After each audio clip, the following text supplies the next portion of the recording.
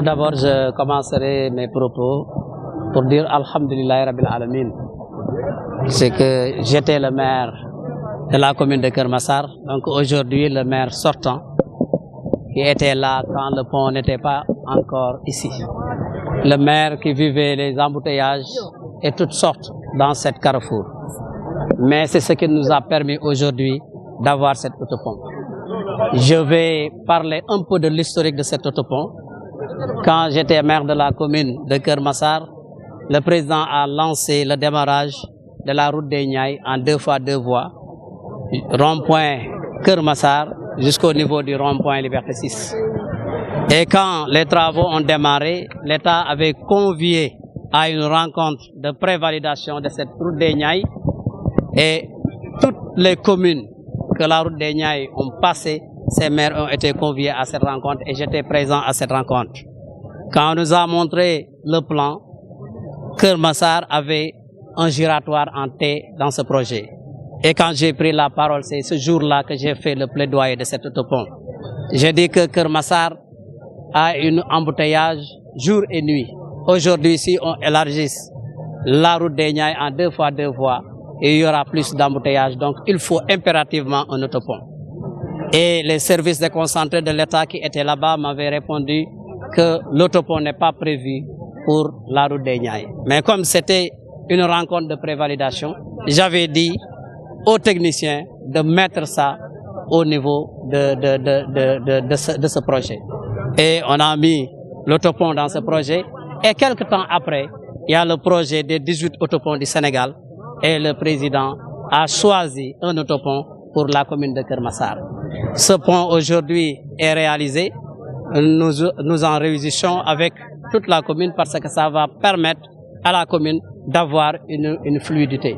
Parce que là, c'est un carrefour où toutes les personnes qui partent vers les zones rurales qui sont au niveau de Sangalkam, de Tivaouane Peulh, etc.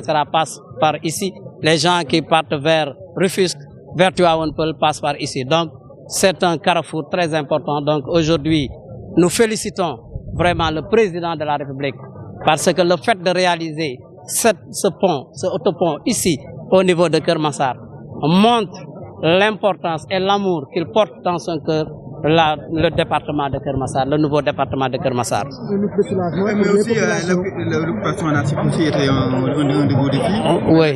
Du préfet vous satisfait? Oui, la décision du préfet me satisfait, mais comme l'a dit monsieur le préfet, c'est toute la population de Keur Massar qui doit appuyer cet appel du préfet.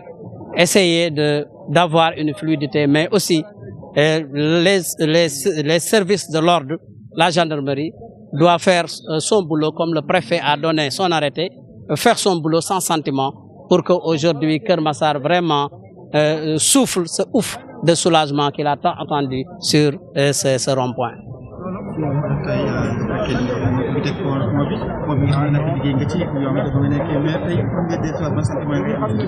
waaw damay wax su ma taxawee fii tey ci inauguration bi rek damay wax alhamdulilahi rabil alamin ndax maa fi nekkoon maire jamono bi nga xam ne Keur Massar mi ngi nekk commune mais jamono bi nga xam ne Keur Massar boobu amagul autopont bi fii nekk problème ci département bi yëpp nekk problème ci fépp.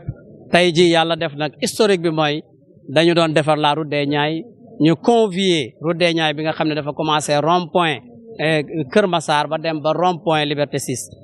waaw liggéey bi maire bu nekk ñu ne la waxal say préoccupation ci boobu nag la ñu wane plan bi ñu gis ne fii dañ fi def benn giratoire en T. ma xamal leen ne leen Keur Massar benn yoon aller benn yoon retour mu xat tey suñu ñëwee bëgg a def ñaari aller ak ñaari retour def fi giratoire en T day xat autopont moo fi baax. mais boobu projet bi yaakaar naa xaalis bi loolu bokk ci woon pour mu am autopont mais comme projet de prévalidation la yoon la woon pour que lu nit wax ñu bind ko yóbbu ko yàlla def ñu am le projet des 18 autoponts du Sénégal président jugé nécessaire ne Keur Massar kat vraiment pour ñu tàggoo ak lii nga xam ne moom la ñu am mooy il faut ñu def fa autopont ñu ñëw indil ñu autopont bi démarré nañu autopont bi pare na si jàmm ak salaam am nañ yaakaar ne nag Keur Massar la ñu daan jooy bu yàgg ba léegi muy dugguwaay bu xat ak génnaay bu xat yaakaar nañ ne loolu dina jeex ndax autopont bi pare na waaye nag dañuy sant le président de la République son excellence Macky Sall ndax bëgg gi mu bëgg Keur Massar ba def ko département bëggeel googu boo ko xoolee ci pont bi da nga koy gis ndax pont bi mënoon na ko fi bañ a def ko feneen waaye tey ñëw na def ko fi malgré sax impact yi mu am ndax toj nga ay kër fay leen pour mën fi def pont bi te am na feneen foo xam ne mënoon na fa def pont te du toj kër kon su ñëwee ba def ko fii rek dafa xam ne dayo bi nga xam ne pont bi dina ko am ak soxla bi nga xam ne population bi soxla nañ ko donc.